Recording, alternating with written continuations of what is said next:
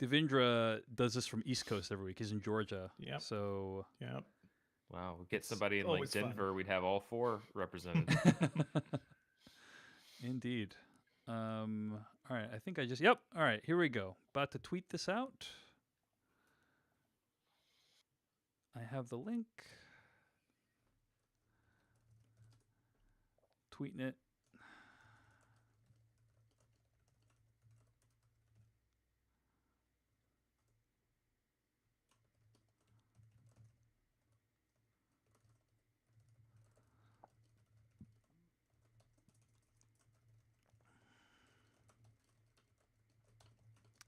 Has been tweeted. Mm-hmm.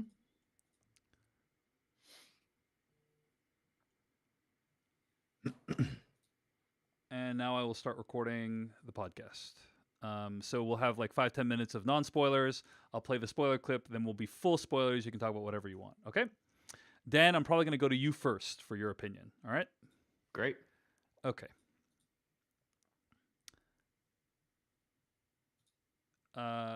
3, 2, 1. That was from the trailer for Tenet, the newest film by writer-director Christopher Nolan. I'm going to read the plot summary for Tenet from IMDb. Armed with only one word, Tenet, and fighting for the survival of the entire world, a protagonist journeys through a twilight world of international espionage on a mission that will unfold in something beyond real time. This is a Slash Filmcast you're listening to, and joining us today for our review of Tenet is one of my favorite movie commentators on the internet. You may have seen him in his podcast, or I should say you've seen him in his YouTube channel, as well as his podcast, All My Movies. He also has a Patreon page at patreon.com/Dan Merle. Dan Merle, welcome for the very first time to the Slash Filmcast. How are you doing today, sir? I'm doing great. I'm so happy to be here. Slash film has been a part of my daily movie life for quite some time. So I'm very happy to be on the podcast today. The circle is now complete. The reader has become the podcast participant, Dan. I love it. And we're glad to have you on. The time sequence is now backwards and forwards? I don't know. So, Tenet, we are going to have a brief non-spoiler section up top. So let's talk, Dan Merle.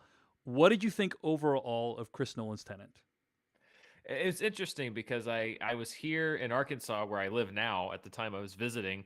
And so when it came out in theaters, the timing just happened to, ironically, the timing worked out so that I was able to see Tenet in theaters. And I was generally positive, but I didn't really think that the story to me was the weakest point, in a way that really underscored what I think was some of Chris Nolan's narrative shortcomings, I guess you might say, from time to time. And I actually revisited it last night, and I felt even more the same, which is that it is a display of how incredible of a filmmaker Christopher Nolan is. He's so great that he can take this nonsense and make it look amazing and feel amazing. And so it was kind of the highlight of everything that Christopher Nolan does great and everything that I think are his shortcomings sometimes, particularly when he's sort of driving the story boat. All right. Well, I think that's a great summary of what a lot of people feel about this movie. There is a literal story boat in this movie. It's true. It's true. And someone drives the story boat. I would say it's more like an exposition boat is how I would describe it. But man. So many story boats. Devindra Hardawar, your thoughts on Tenet?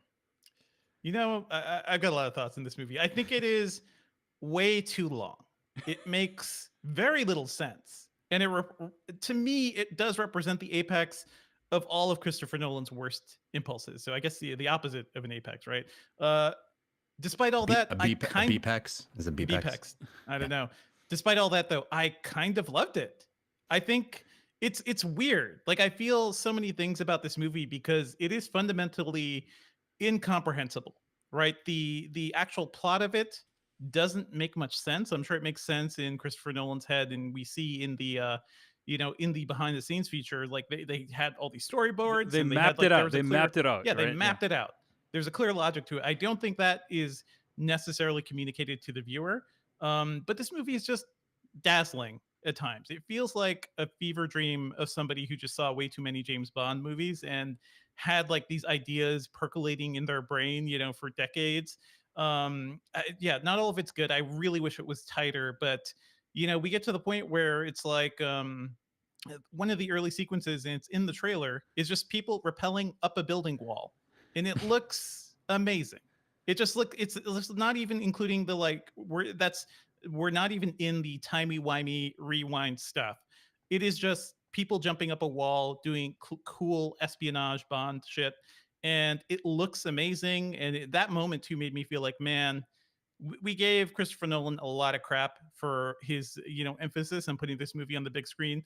But at that moment, I was like, damn, I really wish I was watching this on an IMAX screen, because that jump must have looked Not only that, incredible. it's the director of the previous Batman having the next Batman rappel up a building. It's true. It's true.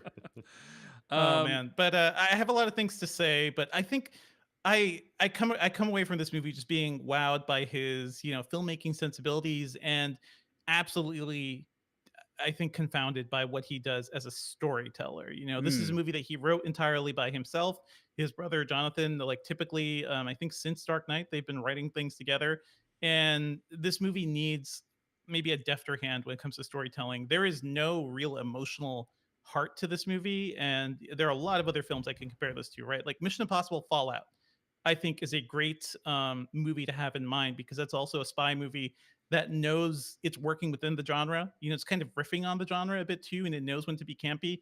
I don't think this movie ever knows when to have fun. It never really does have fun. It is a lot of people, you know, talking to each other, you know, in one-on-one dialogue scenes early on. It is kind of stilted and boring until things kind of whip up, and, you know, Nolan's visual sensibilities can really shine. So yeah, I can understand why people are so mixed on it. I just really love the actual visuals of it. All right, Jeff Kanata, your thoughts on Chris Nolan's Tenet? Well, Dave, I guess you could say my thoughts on Chris Nolan's Tenet are best summed up in the form of a limerick. You know, maybe we should explain to Dan Merle what you're doing right now, Jeff. Oh my goodness, Dan just probably has no idea that Dave Chen runs this podcast like an angry overlord. He has mandated, nay, demanded, that every episode of this podcast have at least one limerick in it, and it has fallen to me on my shoulders to make that happen, lest David Chen walk from the podcast. I'm holding it together with poems. I'm literally holding this podcast together with poems. Were it not for the limericks, there would be no /filmcast. So I apologize in advance. I don't want to do it, but Dave Chen has decided that this is the line in the sand that he will draw. Yeah, that's that's actually good, because I have a demand actually that any podcast that I guest on has limericks. Oh, so oh my gosh, perfect it works out combination. perfect. Yeah, this is amazing. Yeah. Amazing. Oh, great. Okay. I'll be honest with you. You're the first guest to actually desire this. So finally, Dave, your dark This is a demands match have made in an heaven. accomplice. Yeah. Yes. All right. All right. You ready for this limerick? I'm ready. Okay. Big ideas to inspire and continue, to feel exciting and give you emotion. It's got action, and not just when the experience is through. Wow, I don't know about the meter on that one, Jeff. That felt a little bit. Well, Yeah. I felt like you were gonna jump into a Lin-Manuel Miranda thing here. Yeah, Jeff. Like I- you Are were you- really building up to Are you it. saying that the limerick barely makes sense? in some Did ways. you write it backwards? Yeah. Is that? Yeah, is that it? maybe I don't know. Maybe we should read it backwards. Yeah, yeah. Can you try reading it backwards? Just when the experience is through action and not emotion, it's got to feel exciting and give you big ideas to inspire and continue. Well done. Oh, Well wow. done. Yes. Somebody did it. Somebody actually did the backwards forwards thing, and I applaud you, Jeff. Amazing. That's me clapping, Jeff. Thank you. I worked so fucking hard on that, Dave. Must have taken you days. Wow. It's a limerick that makes sense backwards, or at least the lines are backwards. Ish, I guess. Ish. Yeah. Not fucking very easy, man. Anyway, Yeah, imagine you doing that with understand, imagine Christopher. doing that with a movie, Jeff. Exactly. I You know. understand his struggle now, Jeff. Yeah. Like I get Yes. it. Yeah, this is But- like method criticism. You the understand? backwards version is how I feel. This is a movie. I agree with Devindra. I loved it. I had a blast with this movie. It may have been because by the time I finally got to see it, my expectations had lowered a bit. Yeah. Right. Yeah. But I really loved this movie. Now, Devindra said it should be shorter. I think it should be longer. I think this movie shouldn't be a movie. It should be a trilogy. You're a madman, Jeff. Yeah. No, this needs to be a trilogy. Yeah, This yeah. needs to be 3 hour 45 movies, right? Right. Because right, okay. what lands on the cutting room floor, assuming that he ever cared to put it in the movie anyway, which I suspect he did not. But what we do not have time for in this lickety split, got to get to the next piece of exposition Mhm. movie is literally any character, any humanity, any emotion or life to these people. And what you get is a movie about robots who are there to Yes. explain the plot. It His is a name is movie the cutscene. protagonist. The Yes. main protagonist's name is protagonist. It's, Yes. yeah, we're not He looking is- for deep characterization here. It's These cutscene to are- cutscene over here. These are Yeah. characters that are there to explain an idea that Chris Nolan had. That's a fucking awesome idea. I mean, it is Mhm. mind-blowingly awesome idea. But if he had just slowed down a second and went, okay, this isn't going to fit in a movie. This Yeah. needs to be a mini series or 3 movies or I- some larger format where we could actually take a breath for 1 second and let any of this soak in and slow the pace a bit and learn a little bit about who these people are and what they want and how they care. I mean, we have I don't want to get into spoilers, and I don't think this is, but we literally have a woman whose main character trait is that she loves her son, And her but we husband has find that imprisoned out. We her. find that out Man. only because she keeps saying, "I love my son," not because we ever see her interact with him in any way. She But drops him she- off at school those couple times. Well, Oh, all yeah. she can, Well, yeah. The Kind end of. of the movie. Well, But- then we're getting to spoiler territory. But her But let me longing just at her finish what I'm- son. Yeah. So this is how the entire movie is. Every single person must say how they think about a thing or what they feel, because there's no time. There's no time to explain, to show it. It is the only time to have a lickety fast patter type dialogue. And I dig the dialogue. And yes, I think there is a lot of stuff that just washed over me in a timey-wimey sci-fi way that I kind of dug. Like I'm in the school of, David Mamet. It doesn't matter, like you don't have to explain everything as long as the movie knows. I'm cool. Like if it holds together in a logic, it doesn't have to be logic that I completely grok, because the movie gets it. The movie clearly does understand what's going on. And while some stuff is just, brain breaking, it's fun brain breaking. It's a blast to be inside this crazy time loop and have everything explained and everything hold together with some sort of internal logic. The fact that there is some internal logic is enough for me. But I wish that we had had more movies here. So we did. I mean, there's like 27 incredible ideas in this movie, each of which could be their own movie, right? And he crams it all in, and it's thrilling. It is a roller coaster ride. It's like being shot out of a cannon, and all the characters are like, there's no time. We're in this place, and we're talking to this person. And I found out about this crazy plot that's like a backstory that it doesn't even matter. There's no time. We got to keep going. It's like, if this had been expanded, it could have been like a book series or like I said, a trilogy of films or a television, HBO limited series, whatever you want. I think there's enough here that it could have been great. And as this 2.5 hour intense experience, it's so dense, it's so concentrated that I think it is kind of wearying. It's taxing on the viewer to a point where I think it will turn a lot of people off. I had a great time. I think it is visually spectacular. I have major problems with things. There's a lot of stuff in it that I think could have been done, I think, a little bit better way, and there's a lot of stuff that you definitely see coming, but that's okay.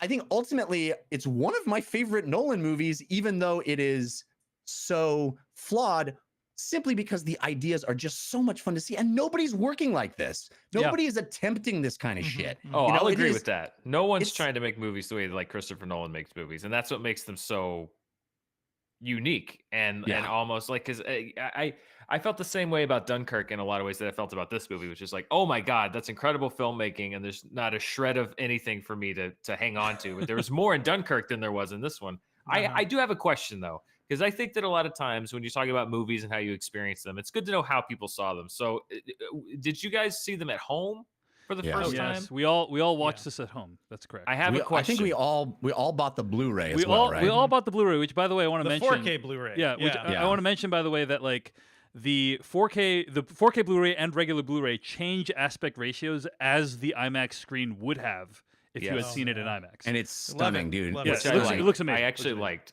So, But so because two that things ties, about that. Oh, go ahead. Go Sorry. ahead. that ties yeah. into what I was going to ask Yeah. because I have a question.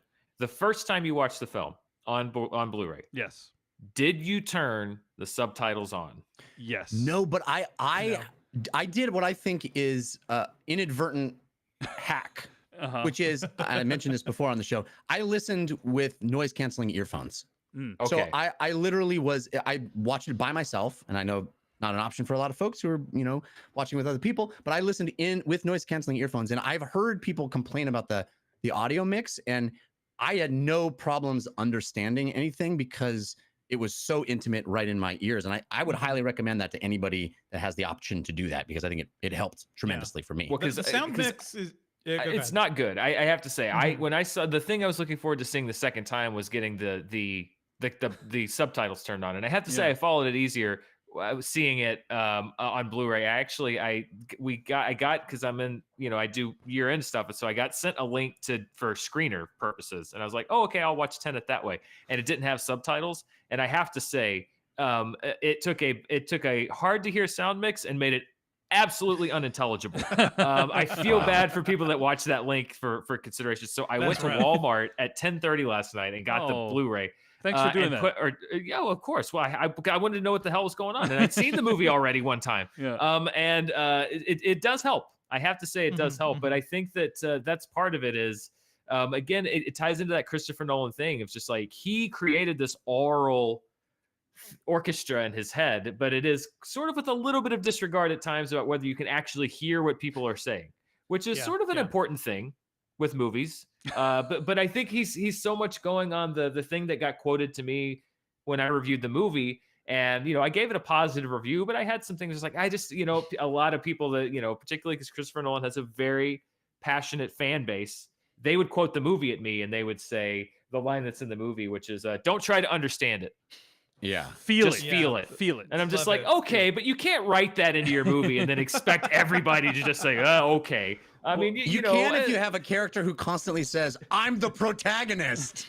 well, that's true. That's true. I think this is the contradiction at the center of this movie and some of Chris Nolan's other films, which is that he is a filmmaker who's working on a grand scale. He shoots generally. There's some characteristics we now have of Chris Nolan's filmmaking, right? One is he often shoots with just single camera, right? So there's almost no coverage. So it's every shot is like pretty deliberate, but like fairly medium or wide. A lot of the visual effects are captured in camera, and even if they're not in camera, he'll like capture another visual effect in camera and put it into the shot that you're seeing. So there's always this kind of physicality to like all the special all the visual effects, or when they're doing a stunt like flipping over a truck in the middle of a Chicago street or whatever the hell they do in this film, they're usually doing some version of it in real life. And so these are kind of some of the things, some of the hallmarks of Christopher Nolan's filmmaking that I think you see. At the same time, super labyrinthine plotting, right? So like, look at Inception, right? Even Dunkirk messed with time. And you have this filmmaker who like really loves playing with time and linear storytelling, but then he also ultimately, at the end of the day, just wants you to feel it. He doesn't want you to think about it. He wants you to feel it. And these two things, I think, are in tension with each other. Because on the one hand, it's like, hey, here's an incredibly complex plot that you are going to want to watch this movie 5 times to figure out. And also, don't pay attention to any of that, just feel it. right? These are It's- the Right, two that's things the you- weird yeah. thing, It's- and that whole goes- thing about talking about emotions is not new. That's what back when we did the honest trailers for like Christopher Nolan movies, we would point that out. There's scenes like in Interstellar, Yes. like there's that scene with John Lithgow and Matthew McConaughey where John Lithgow is just quoting Coop's backstory to him. He's just like, "You were really good at doing something, and then you didn't get to do it, and now you're really mad at it." And then Anne Hathaway's just like, "I'm not going to deny that the prospect of seeing him again excites me." I mean, this is something that Christopher Nolan characters do. They feel so hard, and yet the only way it seems like through the writing that Nolan can explain it is to have the characters literally say out loud what their feelings are. Yeah, that's It's another very weird. another part of the contradiction. Jeff, go ahead, and then I want to read this email we got from listener. But Jeff, Yeah, you these wanna- movies, I mean, his movies are very cold in a certain way, and I suspect he probably comes off that way to people. You know, I suspect hanging out with Christopher Nolan is not a laugh riot. You know, I don't feel like you are welcomed into his home with, you know, hot cocoa and warm hugs. You know, he seems like a intellectual kind of cold guy, and his movies are that way too. And I think that's kind of okay in a certain sense because they're so considered and everything is this intellectual exercise. He doesn't seem to have time for it. And I think it all comes back to, for me, I mean, it was all right there in Memento, right? The first one. It's all there. I mean, that movie has a little bit more heart to it just from, you know, that one character whose name escapes me. At least they have names, you know. Yes. That's But you know, this movie really isn't about people. It's about pawns on a chessboard. You know, it's about it is these people are abstractions. This is, you know, and it's right there. He's called the protagonist. It is the Bond right? hero, the Bond villain, Yes. the Bond, Yeah. you know, take over The the world. Bond their take ideas. flights. femme fatale. Ideas. Yeah. Yeah. Okay. Yeah. Couple thoughts. First of all, Jeff, you said you would not be welcomed into Chris Nolan's house with hot cocoa. I would agree with you that it's probably not super like warm and huggy, but I did see this delightful piece over at Vulture called "The Best Parts of Christopher Nolan Movies Are All the Dainty Snacks and Drinks." And this article basically catalogs in every single Chris Nolan film, somebody pauses to have a nice little snack, a little treat.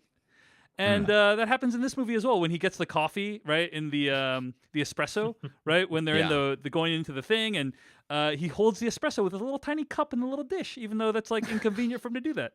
Anyway, I like when they're in the restaurant and he orders the food and then he's like, "Can I take this to go?" And the guy goes, "Certainly not." Yeah, indeed. Okay, so I wanted to going back to Dan Merle's point, I wanted to read this email we got from David from New Zealand. And he says in this email to /filmcast@gmail.com, quote, "I saw Tenet in August on the main screen at the Embassy Theatre in Wellington, New Zealand.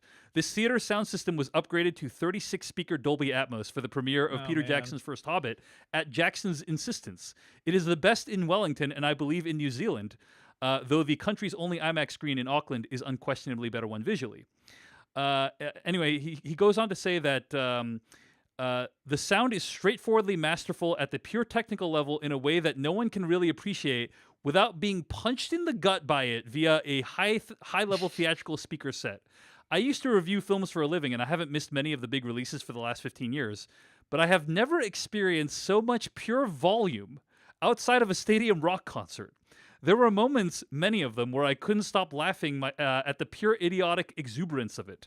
I could not actually hear myself laughing. In those moments, my whole body was literally shaking as the sound blasted me back into my seat. My partner, who does not much appreciate the aesthetics of loudness, said afterwards that it was like being physically assaulted. This is only one of the reasons she loathed the film. I had a blast of a good time watching it, but I couldn't argue with many of her criticisms, end quote. Wow. Anyway, That's he my crits- experience going to E3 and sitting in any of the Microsoft or Sony press conferences is, does this volume go up? Then let's make it go up. Dan I think Merle, if anyone go ahead. if anyone ever writes a book about sound design, particularly in Nolan's later films, they have to call it The Aesthetics of Loudness. That is Really appreciate that email from David from New Zealand. And I think it's interesting that Christopher Nolan basically treats dialogue as but one instrument in an orchestra, like to create the feeling of seeing a movie, right? Like there are violins in an orchestra, but like you don't only hear violins, you hear 180 other things. And that's kind of how he treats the sound mix of his movies. Like, oh, dialogue, that is but one piece of the puzzle, my friend. You know, like, Well, that's- yeah, this movie has one scene. And it's not a huge spoiler or anything, but it is one scene of characters on a boat. I believe it's a catamaran, right? And they're Oh, just yes. they're just trying to sail this boat. Why the hell are they sailing a high-speed catamaran while they're trying to have a conversation over microphones, over headphones, where you could have this conversation anywhere, but it's in the loudest, worst environment to record audio ever. Like, I felt like he was just trolling all of us at that point. It did feel like a troll. Yeah, that's Yeah. my favorite. Is Hear that this. scene. You hear me now?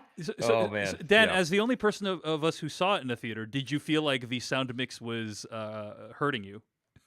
I didn't feel like it was hurting me. No, where I was didn't quite have that kind of a speaker. I did see Interstellar at the TCL theater in Los Angeles, and I felt at times like Christopher Nolan. It was like a Halloween 3 situation where Christopher Nolan was trying to kill everyone who was in the screening. Like it was like Oh, just yeah. make our bodies explode. Yeah. Yeah. But I didn't feel it didn't quite have that experience with Tenet. But I will say in the theater, it did feel like, it was very big, very bombastic, and very, you could tell he spends a lot of time on these sound mixes. But there were times, the boat scene being one of them, but many other things where it's like, yes, it just goes into this whole aesthetic of like in the orchestra. I think that's a great analogy. The dialogue, I think, to Nolan, because he knows what's going on, and in many ways, like the plot in this film, because he knows what's going on. He is conducting the orchestra in his head. Yeah. It's Yep. just that doesn't always completely translate to you, the peasant in the audience who doesn't see the music in his head. I mean, Yeah. that's, We're that's just sort of how along- genius works a lot of times. Mm. I guess. Yeah, we are sort of along for the ride. One thing I want to say before we jump into spoilers is we have not talked at all about the timey-wimey, the going backwards in time stuff. And I have to say, as cool as it looks, and it looks very cool. It's like, how do you create a car chase that is unlike anything you've seen before, right? How do you create action sequences that are fundamentally fresh and interesting? It looks cool. None of it makes sense, and it I doesn't disagree. make. Well, here's the thing. Like, I think Well, Inception. I think Right. we're really getting to spoilers, Devendra. So can we get into spoilers? I think all the Is there timey-wimey room? stuff Let's go to should be in. spoilers, Let's but get I to want to spoilers. finish this thought. Yeah, that's fine. Okay, so let's do spoilers for Tenet starting right now. Now you're looking for the secret. You're gonna see this coming. No. But you won't find it because, of course, You're not gonna see this coming. you're not really looking. I have been puzzling over how it works. You don't really want to work it out. Who's in the box? I have been dying to tell you. I want to tell you my secret. You want to be fooled. Pretty awesome to have the Christopher Nolan inspired spoiler bumper that was created lovingly by listener and YouTuber Kyle Hillinger. Thank you for that. To bookend this review of Tenet. But go ahead, Devendra, finish your thought. Sure. Well, so I guess I'm finishing entering the spoilers by talking about Inception here. But Inception is a film that is so complex, right? And it is very exposition heavy. But I think by the time I was at my first round of that movie, you understand the idea of dream layers, right? You dive into dream, time slows down, you go deeper and deeper, time slows down in multiple levels. They explain that very clearly. You wake up with the kick. Interstellar does the same thing with kind of relativity and the idea how time slows down near a black hole and how that affects everybody else. I think it's explained pretty well. This movie, it's basically just like, well, here's a bullet that goes backwards. Here's a gun that shoots shit backwards. And among the many early scenes where he goes to one person to get one piece of plot and then moves on to another scene to go to another person for one piece of plot, right? The scientist who he talks to is just like, yeah, backwards bullets, okay? Don't think about it. And I felt like that was the case through the entire movie, right? Because eventually we're introduced to these portals where you reverse your Turnstiles. time, This turnstiles, the turnstiles Yes. where you reverse your timiness. And I get that idea, at the basic level, but how do you, at one point they're going backwards in time to when another incident happens in the movie. Right. And it's just like, what? Did you guys just spend several more days Yeah, in the backwards time to get there? So, What is so happening? couple things I want to tease makes sense apart. to Like me. you're saying it doesn't make sense. I would say that I can agree with you that he doesn't do a great job explaining things, but when you say it doesn't make sense, it makes it sound like you're saying it's not internally consistent, which, by the way, I also agree with. That said, I think there was a lot of thought put into it, and many scenes do kind of quote unquote make sense. I'm sure but I there- agree. there's I a agree lot with you. of The thought. exposition. Yeah. The exposition is rough. That's what I would Yeah. agree with you about. I'm No, sure they- there's a lot they're- of thought put they're- into it, but They go guys. forward in time. They get into the turnstile. The turnstile makes them go backward in time. So now they're Uh-huh. marching backward through their own timeline, the other direction. So everything that was forward that you saw now to them looks backward. No, I know. And they can but go. how And do longer they- the longer they stay that direction, the farther back in time they get to go. So there's an entire sequence where they're just like hanging out on a boat, waiting for time to go backwards more. Mhm. Right, Because They But- have to live through a week the wrong direction to get back in time a week. Yeah, I know. It's just so understood. Agree 100% with everything you said. But basically, the movie implies, to Devindra's point, the movie implies that like these people are traveling back and forth like years. So like, are they literally staying for years on that ship? Maybe, right? That's the case. Well, But no, that's- in, yeah, in Robert those scenes, Pattinson- it's just a couple days. But yeah, go ahead. Robert Pattinson's character Yes. would have to He be would go back years. have Yes. at some Yes. point Yeah. spent Yes. years Years. traveling backwards, which I'm not saying that's not logically inconsistent. I Correct. get it. It just seems like it'd be really boring. Guys, I mean, what what are you I'm- gonna do? what I'm talking about, guys, by the way, specifically is the action, the way the action is constructed, right? Because if you're there are points where characters are in the reverse time in the car chase where they were in the forwards time, and to me it doesn't make sense how they kind of interact, right? By the point where the protagonist knows he's fighting his early past self, Right. but yeah, I don't quite understand how. Okay, so you're in a fight now. Can't you just stop? Can't you just do something different that wasn't done in the previous timeline? No, they explicitly say no What's because happened, that's happens. the way it happened. What's happened. This is the time crimes-esque kind of philosophy of time travel, is like you cannot change the past. But at the end, Robert Pattinson actually gives quite a lovely summation of that theme. He says basically like what's happened is not a reason to give up. Or to do nothing. It is an expression of faith in the mechanics of the world, right? And so I think it's definitely like not a Back to the Future style time travel. It's a one of those like you can't change anything time travel. But I would say, Devindra, that like there are some things that don't make sense, but I think a lot of things do make sense. I will agree What with you. doesn't make is that- sense? well, The I made a things YouTube. I just said. I made a YouTube Yeah. review where I pointed out like some of the things that like are kind of inconsistent. But I would agree that like just because we don't understand it doesn't necessarily mean that they didn't like map it out and have some explanation. For it, right? Sure. Right, I'm well, not I- saying that. Yeah. I No, think like, that's so the it's- debate is, and that's where I kind of run into the discussion part, and that's why I like discussing things and not always, I feel like there's a rush to judge one way or the other right now, but I think that's really the discussion to be had with the movie. Is I suspect, and I'm sure many have, if you were to go meticulously through the film and track every single character's movements and every single this and every, I'm sure that it would, if you go through it 5 or 6 or 7 or 8 times, then you could map it out. And so I think then it becomes, the debate becomes like, okay, well then do you as a moviegoer enjoy Right. doing that, or do you not? Because I agree with Inception. It's like Inception has so many different things, but through the screenplay, the first time through, you're able to get you pick up little things. That's the fun of going back through it, but you get the gist of what's going on. This movie, I feel like you have to watch 3 or 4 times before you've got a real big grasp watching the action scene, the car chase. Oh yeah, this guy's going back this way and he came from here and he did that. And that's where this thing.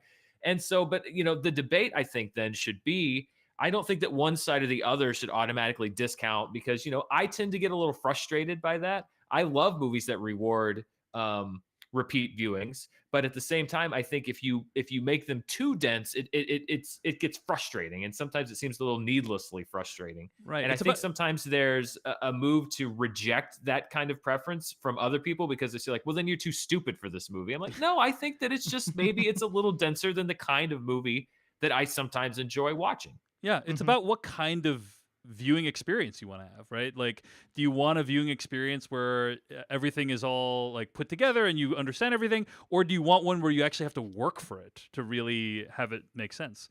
And it goes the opposite way too. Like Transformers films, plenty of people yell at me because I'll point out the 57 logical consistencies in Transformers: Age of Extinction. And they'll say, "Shut up! Don't you know how to have fun?" Like it goes both ways. It absolutely goes both ways. Okay, let's talk about some beyond the approach of the film, though. there are some things that I think are like kind of just straight up screenwriting issues, right? So Mhm. let me point out a couple of them. First of all, like the introduction of the Priya character is like pretty silly. I think the idea that like, hey, this person, I found this medal from like India, and if it's India, it's you. You know, it's like it's just this ludicrous statement of I like, think you know, that's like, an example of a thing that this movie does a lot, which is yes. I don't have time. I don't have time to explain to you. Correct. I don't have time to make these connections. We Yep. just need to get this information to you. Here's the kind of the most interesting, coolest way I can get it to you. So Mhm. that's the way I'm going to do it. Yeah. I don't have time to like make that all. I don't have time to build the foundation of all that. I'm just Yep. going to place you at the zenith, give you Yep. the information, and move on. And we're going so fast that you're probably not going to think about it Yeah. because there's Yeah, too many Well, other it's- things she's I'm the throwing most at you. notorious. She's the most notorious weapons dealer in India. Sure. Yeah. Okay. So fine. that's Just take me there. You there. go. There Yeah. you go. I will say I think Elizabeth Debicki, super talented actress, is done dirty in this film. Yes. I so think dirty. it is a thankless role that she's given, and she also has possibly one of the worst lines I have. I'm not even exaggerating. One of the worst lines I have ever heard in my entire life, and that is as follows. It's something like Robert Pattinson said something like, yeah, like if the future people succeed, it's going to mean annihilation, the destruction of everything on planet Earth ever, all of history, blah blah blah blah blah. And then Elizabeth Debicki chimes in and says, including my son. Yeah, yeah, that is pretty It's just ridiculous. like- it's just like- he is yeah, part of you this. think- Yeah. You It's just like think? that's actually upsetting that she said that because it was like Yeah, you yeah. can't like that's how focused you are on this kid that we basically haven't met in the movie, by the way. It Or insults have her we? intelligence too, because she's sort of like, wait a minute, you mean my son is in danger too? It's incredible. So you're telling me the entire universe will explode uh-huh. and my son is in trouble? Oh my God, we got to do something about this. Okay, so Dan, you are saying, or have we? Dan is Or pointing have to we? the fan theory that Neil is actually Elizabeth Debicki's son, right? Like Robert Pattinson's character is actually Elizabeth Debicki's son. Dan, do you believe in this? You have analyzed fan theories, fan culture online, obviously. Well, do you believe in this theory? I don't know if I'd say analyzed. I listen. Let me go through it 8 or 9 more times, and I'll get back to you on my thoughts. It just seems to be a very prevalent theory amongst. That would be and a much I'm- more interesting movie, right? I'm sure I'm sure there are a lot of clues. I did find a couple of because I didn't really pick up on that at all the first time I saw it, and then I heard that theory. I will say that they threw in a couple of glances, a couple meaningful looking glances, particularly on Robert Pattinson's part, that I think very much support that theory. But Here's the Yeah. biggest support of that theory, in my opinion, is that Robert Pattinson dyed his hair for this movie, which he usually does not do. So why would he dye his hair unless he was trying to be more blonde like Elizabeth Debicki's the old character? telltale hair But dye. but I Yes. think actually it doesn't make sense, Dan. To me, this No. theory is hilarious because it's basically this is a theory that will justify the incredibly poor character development in the film. Right? Is like the fact that she is her whole focus is her son, and it's like Yeah. we as the audience need to justify that. All the focus is on this character that we have no idea what that character is like. So the only way that we can justify it is if that character is actually another character. It's The so one, funny that she constantly talks about how much she loves her son and she's never around him. yes, She just would rather not. I mean, listen, I'm a parent. I get it. I get it. You love your kids. You don't always want to be around them, but she's never around them. I'll speak in defense of Debicki here, which she Yes, did say that Kenneth Branagh was keeping her away from the kid because that Right. was the like only part of time their whole she could thing. see him was Yeah. at the school, like Was was at when school. briefly Yeah. during the so pickup. so Yeah. the reason people think this theory is true is for what I said, and also Neil is Max. Like if you spell Max, Elizabeth Debicki's son's name, Maximilien, the French spelling, which is someone as psychotic as my Sator might God. do. Oh my God. Maximilien spelled backwards begins with Neil. Also, Robert Pattinson's hair is blonde. But the Yeah. biggest thing against this theory, Dan Merle, is that he doesn't seem to have any emotional attachment to Elizabeth Debicki at all. And in fact, they say goodbye off screen, and that fact is pointed out by Elizabeth Debicki herself. She says, "Oh, I guess Neil already left. Oh well, I guess I'm never going to see him again." It's like, huh? I mean, To be fair, no one really has any emotional attachment Exactly. to anybody throughout the whole movie. So they're just you know. Christopher Nolan characters, so it's fine. It's all fair game. He would probably hate Kenneth Branagh quite a bit. you know, like maybe a little more if that theory was actually true. Like I would love that idea of the movie, by the way, if that was the ultimate oh shit twist, and not that he apparently went back and died, you know, so they could get through the gate. What if Which what is was the there any twist? a little clue- anticlimactic. Is Yeah. there any clue in the little coin thing that he has tied to his bag? Because that seemed like, you know, No. Yeah, in I the don't know. sequel, we'd find out what that thing was, you know? that So thing. I would say, by the way, that one thing that's interesting about the film is like I think that there is no love story really between the protagonist and Elizabeth Debicki's character. The closest thing there is to chemistry in this movie is between John David Washington and Robert Pattinson. Mhm, Which I mhm. thought, and I made a YouTube review of Tenet, and I complained that I felt like there was no emotional core to this film, right? Like in Interstellar, it's all about Matthew McConaughey trying to get back to his kids, and in The Prestige, it's all about Christian Bale trying to get back to his kids, and in Inception, it's all about Leonardo DiCaprio trying to get back to his kids, and I in get this it. movie, Yeah. it's the protagonist not trying to get back to his kids. Elizabeth Debicki is, but like the protagonist isn't. But somebody commented that the emotional core is the relationship between Robert Pattinson and John David Washington. You're really supposed to feel it at that last scene.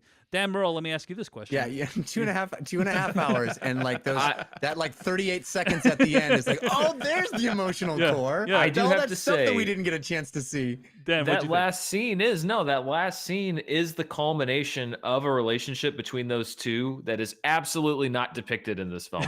But Right. but I did feel, and it was brilliant. I thought, particularly in John David Washington's part, it was brilliant acting. But Yeah. I remember seeing Yeah. that and being like, I wish I had seen more of that connection between these two Yeah. in the actual movie, because in the movie they're like coworkers who are just there to kind of get from one plot point to the other. Like Yeah. I guess the closest we got was like the vodka Diet Coke thing. There was a little moment of friendship or whatever, but There's yes, there's one more moment where they like do this cool handshake thing. He's like, I'm your bro. And I was like, that seems really intense. And then later on, I was like, oh, that was kind of like, that was the one point that was supposed Yeah. to galvanize the whole thing. I didn't get Yeah. why There- John there- David Washington was so emotional. It's like Robert Pattinson should be the one who's emotional because he's like experienced the whole like friendship with this guy. John David Washington just met this guy, like that version of John David Washington at least. Although John David Washington in that scene does know that Neil gives his life. to Yeah, I save think him, that would right? be And pretty he- intense. Yeah. Yeah. Yeah. yeah. But I have I to wish that say, we had both, had more of that actual relationship between the two of them, because I love that moment at the end, and it just, I wish they had gone backwards and jumped in the turnstile and gone backwards back through the film and like had a bromance backwards through the movie, and then we get back to the end and it's, oh, okay, now that makes more sense. This is why it needed to be a trilogy. This is my point. Is like, I feel like there's so much here. Just let it breathe a little bit. Show us some character. Get us. This world is so full of content. You know, like it doesn't need to be crammed in 2.5 hours where we're Yeah. at breakneck speed constantly. I kind of hear that, Jeff, but I have to say the reason I say this movie should be shorter is because I don't think all those ideas actually need to be explored, right? The core of it is the future is trying to obliterate the past. Timey-wimey shit, you know? Like let's focus on that. The first half an hour of this movie, after the like really great opening sequence, I thought that was really Oh, it really evoked breathtaking. like the Incredible. Dark Knight to me. Incredible. Yeah, great stuff. Would have loved to see on IMAX. Like, here's the thing: I kind of hope they re-release this movie. Like Yes. once things are safe, I would, in a heartbeat, go see this in IMAX. I don't remember who Um, pointed out to me that this would be like, if they did that, it would be like one of the first like inverted releases where Yep. like it comes out in Yep. theaters, then home video, and then in theaters again. And So it'll probably do huge business if they do re-release it, like the business they kind of lost. But to what I'm saying, like I think the first act of this movie is just kind of a mess because it is John David Washington just going to Michael Caine for 5 minutes. It's going to the scientist for a couple minutes, and some of that could have been cut down to like one character or something, like one quick download.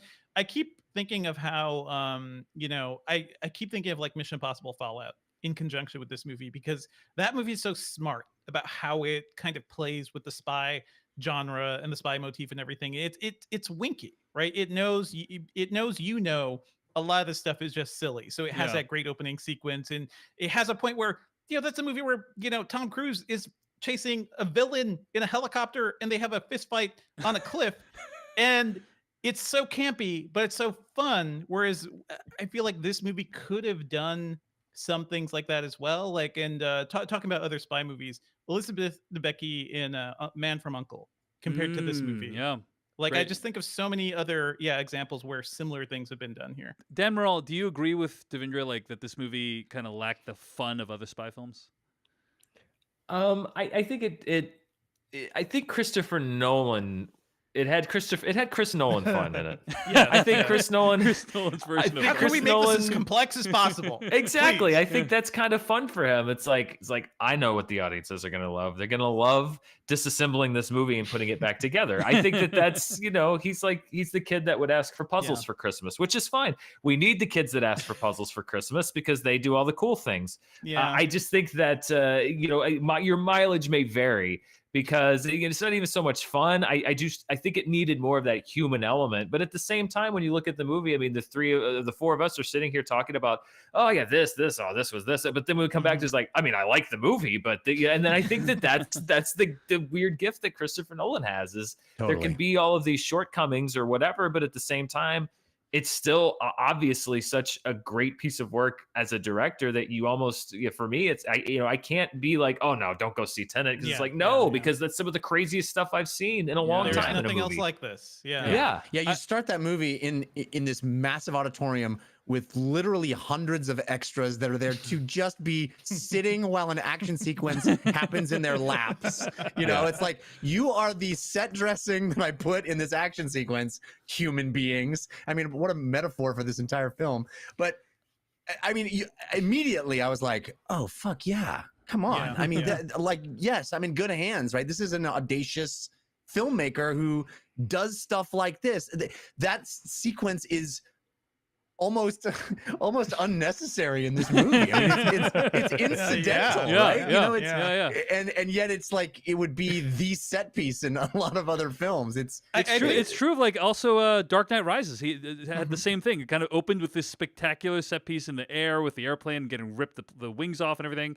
And it's like they could have just not had that scene in the movie, and it would You have have to go so hard. Yeah, you really. don't have to go so hard. Yeah.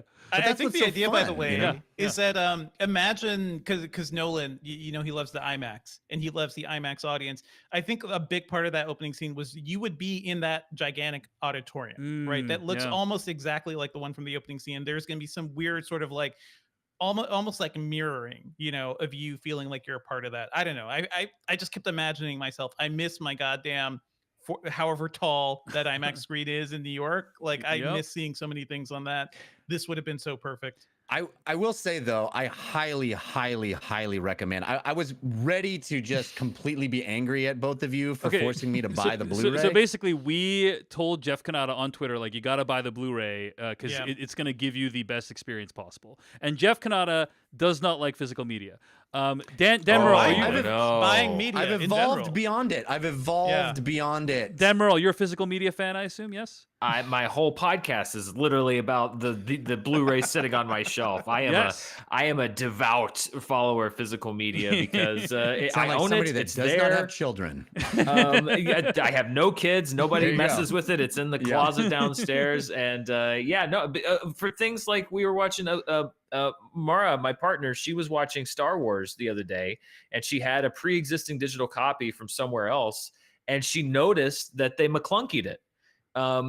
She bought it before they put the McClunky thing in, and they went in and they just swapped it out.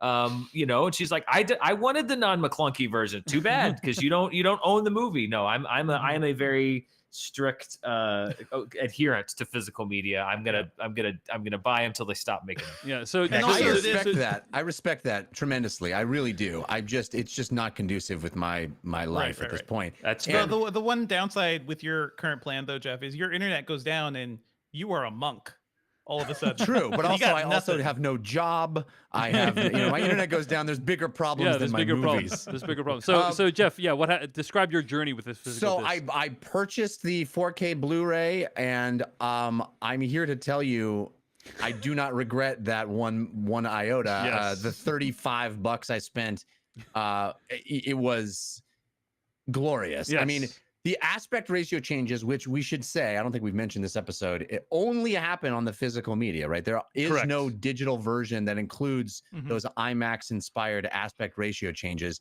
And when they happen, it is something. It is, even on my, my television is not an IMAX screen, obviously. You but have it a is pretty big TV, Jeff. Let's be clear here. I did. I didn't watch it on that one. I watched it on You my. didn't watch it on the. So Jeff has an 80-inch, but you watched it in what, your OLED? I watched it on my OLED for HDR. Okay. I wanted an HDR experience. Mm-hmm, So yes, and I had to watch it in my office by myself, not disturbing the family. Anyway, too much information about me. The point I'm making is, even on my 42 or 47 or whatever this one is in my office, it was really powerful, and the aspect ratio changes. It feels like more than that. Like, you get a quality to the film changes. Well, And it's an IMAX film, yeah. yes, exactly. There's yeah. actually more information, it seems, there. And I also want to say, in deference to Dan and everybody here, that it is really it's been a while since I put a Blu-ray into anything. You have to really dust off that port. Yeah. It has been a while. I mean, I used my new PlayStation 5 to watch this for nice. the 4K Blu-ray, and holy moly, it's like, oh yeah, that's how 4K is supposed to look. Exactly. I know. It is jaw-dropping. It is a huge jaw-dropping. So I actually I was doing a bunch of stuff on my Patreon page, and I did a YouTube review last week. So like, I really needed to watch it as soon as possible. And somebody, Danish, actually a friend of the show, hooked me up with a digital copy of the movie. And because my Blu-ray was going to be delayed, it was supposed to get there on Tuesday. It was going to be delayed, so I started watching the digital copy, and halfway through the film, at 9 p.m., somebody rings the doorbell. It's my 4K copy of it. So I'm like, okay, we're stopping the movie. Did they say, sir, I have your 4K Blu-ray. Please stop. Please stop the digital media. We popped. It was Christopher Nolan. We popped the 4K Blu-ray in, and I'm shocked not only at how much better the image looks, but also that the aspect ratio changes, unlike the digital version. And it's really amazing when the aspect ratio changes. I mean, It's it is done in the way he does it in all his movies, which is sequences are shot that way, but also like just shots inside sequences to sort of give them a different quality, Right. or emphasize something largely in a like really dramatic establishing way. shots and action. Yeah. So It's worth it. I'm telling you, listener, if you were like me and a little doubtful, I mean, like I said, I was ready to get mad at you guys for forcing me to do it, because I was like, I'm gonna spend $35 on this. It's gonna sit on my shelf. I'm not, but no, I'm really glad I did. I will say I loved every single set piece in this movie. Opening opera sequence, the plane crashing in. Okay, so I had a whole journey with the plane crashing in, but like, there's a sequence in the where he fights his backward self in the turnstile area. That was apparently the first scene they shot to figure out, the first sequence they shot in the movie to figure out like how to do this whole inversion time thing. The plane crashing into the building, which I'll say, like, the first time I watched it, I was like, hey, this is pretty impressive. Like, it looks like they actually did that. They really looks like they actually threw crashed the plane through a building. And I was like, that's pretty good. Okay, yeah, I see you're one-upping yourself from the, the other movies that you've done, Chris Nolan. That's pretty cool. Then to show you that entire sequence again backwards later on, I'm just like, oh my gosh, chef's kiss. This is freaking amazing. There is a car heist sequence in this movie that's also pretty spectacular. They shot in Tallinn, Estonia, because apparently that was the only place in the world that would allow them to shut down an entire freeway. And so that they went where they could shut down the entire freeway. It looks great. And the only set piece sequence I wasn't as huge of a fan of is, I wish Christopher Nolan would stop making action films in which massive crowds of faceless, nameless people fight each other on a massive scale. I agree with that. I think it would have been cooler to just have that be a small group. I mean, I guess he wants you to feel the scale of this time war. This is a war. Yeah. Yeah, but I think it would have been much more interesting, and you would have been connected to it if it had felt a little more intimate, and you would have been with just a few people, because ultimately you are just with a few people when they get down into the the cave there. But it's like, I don't even know who they're like fighting against. It's like Sator's men, obviously, but it's just like, you don't know who any of them are. But there's a couple of really fucking amazing, like the idea that there are trained time fighters, that like they have their watches synchronized so they can blow up this tower twice, one at the bottom and one at the top, and as they meet, as their timelines crisscross, it's like, that's the fucking ideas in this movie that are just so juicy and fun. It's like it's a comic book, it's the wildest pulpy fun that you can have with these crazy ideas. It's super cool. I love the entire. I mean, I love some of the ideas, but I thought that it's kind of a waste that a lot of these people we don't even know who they are. But Jeff, it reminded me of a video game like Call of Duty when Totally. Yeah. you go like it's like, hey, we got people like people with regular ordnance, inverted ordnance. There's going to be inverted antagonist, regular. Select your loadout. Select your loadout. It's just so it's very video gamey. Dan Merle, got to ask you, like, what did you think of the final sequence? Did it work for you? To me, it reminded me mostly of like Inception final fight at the snow lair, which I felt like wasn't really my favorite one of that movie. What did you think? Yeah, I kind of felt the same way. I think that there had been so many fun things that were done already with the time inversion on a smaller scale, with the car chase, the highway chase particularly, and how those events crisscrossed each other. And I actually could pretty much track that. I think that by the time we got there, it seems like a paradox, which I guess is fitting for this movie. But by the time we got there, it really didn't hit me that hard, because it just was sort of, I hate to say it, but kind of empty spectacle. Other than the fact that it looked cool, I didn't really know or care about what was happening to the huge hordes of people. It was more just like, okay, we're at the end. So this is the part of the movie where we get to the end and there's the climax. I think it does go back to that fact of when you don't cultivate the kinds of personal connections to different characters necessarily. I think when you have a huge finale like that, but it feels like there's not a whole lot of stakes, because, you know, if let's say John David Washington's character had died, the protagonist had died there, like it would have been surprising, but it wouldn't have been like, oh my God, I love that guy. Like as if you had killed Leonardo DiCaprio at the end of Inception. You're like, no, he was getting back to his kids. What's going to happen to him? Oh, he was so close. Like, I would just be like, oh, wow. That's surprising. And then Robert Pattinson would have gone up anyway. And I'm like, okay, and that's it. So I do feel like that was probably the least effective scene, although I'm sure it was probably technically the most difficult scene to orchestrate. It was very impressive on that scale. It's weird how, because of the shortcomings of the script, seemingly major characters are introduced as almost an afterthought. I'm thinking, for instance, of Aaron Taylor Johnson's character of Ives. Like, there was no setup for that character just entering the movie. He's just general guy, okay? Like, he doesn't have a name. He enters the movie like 1 hour in and basically becomes like a main character through the rest of the film. That sequence at the end, the very end, when they're like divvying up the pieces of the right. thing, It's just like they're like, you're a major character at this point. I'm sitting there like, oh shit, this is like the third wheel of the tricycle. You know, he's like, this is important, dude. Yeah. It's news to me. There's a character called. Yeah, go ahead, Devendra. I was just gonna say, I felt the same thing when they just ran into Hamish Patel. Just like, this guy, this dude, he's just hanging out here. He's a major part of our entire plan right now, but he's just chilling. What's up? Yeah, there's a character called Wheeler, played by Fiona Dourif, who like gives. I did like her. She just starts. First of all, you're introduced to this character, you have no idea who she is. Then she just starts hurling exposition at John David Washington's character. You're like, hey, you have to put on this suit, you know, because you can't touch other things when you're inverted. And he's like, oh, we don't have time for that. You don't have time for this plot mechanic you just introduced?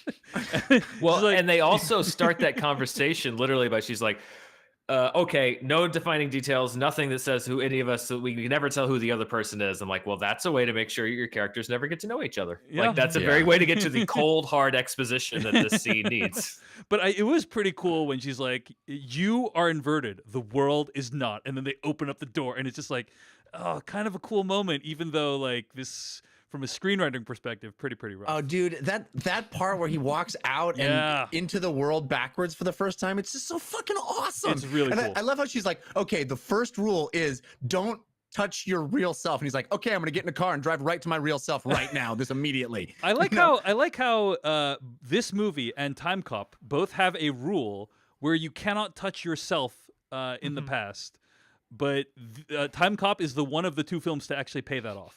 Which I would not have predicted.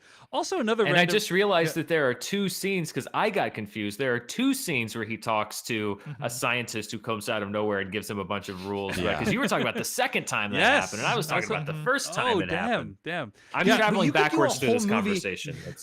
I feel like you could do a whole movie just with backward objects. Like the whole beginning of the Yes. movie is like bullets go backwards in time. I'm like, Yeah. dude, this is like the Lost Room or something awesome. Give Or me like more these of that. objects, Yeah. the objects go backwards in time. That's fucking awesome. It's like, no. That's just that was just a setup for what the real plot is. And I feel like that's, I mean, the whole, in inverted time, hot is cold and cold is hot. And it's like, well, shit, that seems like a pretty awesome movie too. Like, let's talk about that movie. And it's just this one-off little throwaway moment where he doesn't burn up. He just gets real cold. It's he a gets couple of hypothermia. mind-bending things to think Yeah. about, by the way. So I was watching watch a bunch of YouTube videos about this movie, including What Culture had a video about it that actually is pretty good. I think it lays out the entire timeline. But they pointed out that if you're traveling back in time, if you're invert yourself at any given point in that process, there's 3 of you, right? Mhm. There's you moving forward in time normally. There's the part of you that's inverted. Then there's the part of you that, after being inverted, got back into the turnstile to go back into normal time, right? So there's, at any given point, there's going to be 3. Every single time travel incident creates 3 versions of yourself, none of which can interact, which is Yeah. so I feel like you can't really do that much time traveling because every single time you go back, you're creating 3 of yourself. Sounds like somebody's not feeling it. Somebody's thinking it. Yep. Also, here's Don't another try thing. to understand it. Here's another thing. You can't eat food when you go back in time because the food, like the non-inverted food, it's like breathing non-inverted air. It's like Right. it has the same entry. It has reverse entropy, which is, by the way, imagine You have watching to- someone you have to pass food. suck poop back up in your asshole. That's right. That's correct. Poop goes back up. The food comes out of your You mouth. sit on a toilet and you suck poop into your asshole. That's how you eat. That's correct. Thanks. That is a part of the movie that That's- they did not explain. That is a canonical part of Tenet. Is correct. that needs okay. to be a deleted scene. Closing question, Damrell. Closing question. As we wrap this review up, where does this rank in the Christopher Nolan pantheon for you? Upper tier Chris Nolan, middle of the pack, or one of the worst Chris Nolan films?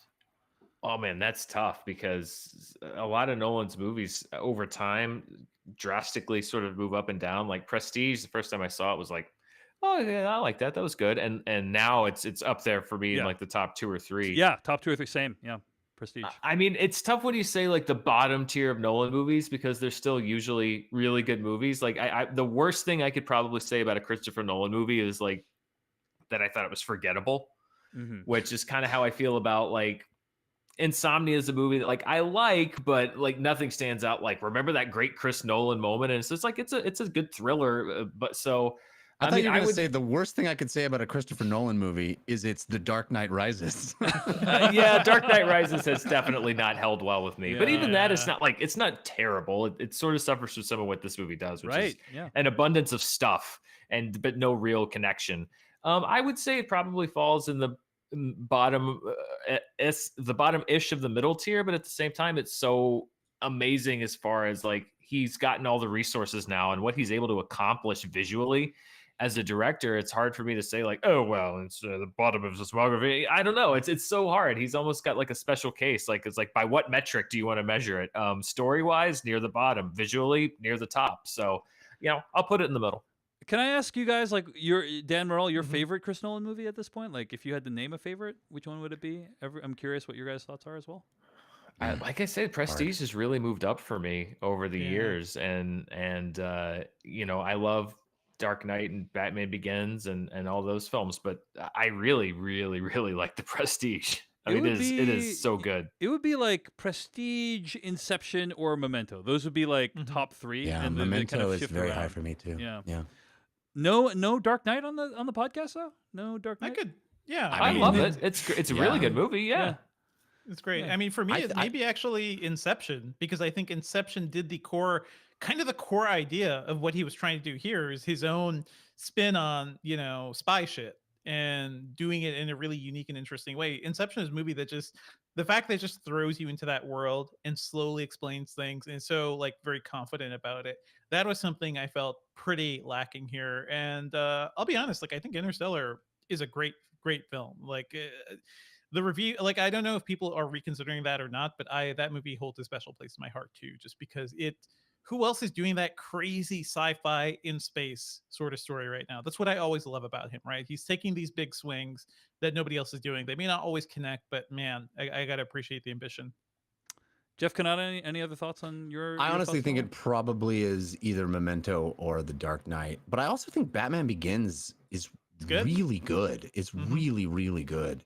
Yeah. I need to go rewatch Interstellar now that I have children. I actually just That gotta, movie is hard to sit Yeah. through now. Yeah. yeah, I just got a text from a friend who was like, they were right. You just They were right. rewatched it after having I think kids. I think I got the same text, Jeff Kanata, from the same person. But Yes, anyway, so that's gonna bring us to the end of our review of Tenet. And we are going to talk about what we're going to be reviewing next week in a bit, and also stick around for the After Dark later on this week. Dan Merle is going to be joining Devindra Hardawar to discuss The Mandalorian Season 2, so that's going to be a lot of fun. You can find more episodes of this podcast at slashfilmcast.com. Email us at slashfilmcast@gmail.com. Our theme song comes from adamwarrock.com. Our spoiler bumper comes from filmmaker Kyle Hillinger. Our weekly plugs music comes from Noah Ross. This episode was edited by Beatty Zhang. Dan Merle, gotta thank you so much for joining us today. Of course, you can find Dan Merle's work on his YouTube channel. Just search for Dan Merle. You can also find his podcast, All My Movies with Dan Merle, wherever podcasts can be downloaded. And check out his Patreon page at patreon.com/Dan Merle. Dan Merle, it's been a pleasure, dude. Thank you so much. Thank you. I appreciate that. I've never heard my name so many times consecutively, but it's I appreciate the plugs. And and thanks. And I love talking about, it's one thing that I've missed with all the isolation and kind of moving on to do my own thing, is having these kinds of talks about movies like Tenet and this kind of discussion. So I miss it. So thank you guys for giving me my fix. You are welcome Thank you. anytime Yeah, on it the was a podcast. blast. Yeah, huge fan of your work. And definitely, if you're listening right now and you like thoughtful commentary on movies and what's happening in the movie industry, check out Dan Merle's work. Well, unlikely if they're listening now that they like that. I mean, Yeah, actually, you're right. That's a good point. So next week on the podcast, we are going to be discussing Wonder Woman. It's going to be out on HBO Max. So Wonder Woman is going to be our main review. We're going to follow that up with an After Dark talking about Soul on Disney Plus. So that is what is in store for you on the Slash Filmcast. Until then, we hope you have a happy and safe holiday. Be well. Thanks for listening. Thanks for your support. And we'll see you later. Do not close the browser window. Fair. Okay, we're still broadcasting live. Actually, we'll shut down the broadcast now because we're recording the After Dark. So thanks, everyone, for tuning in. About 85 people are watching live right now. Thanks for tuning in, folks. you. Be well. Thank you. And yeah.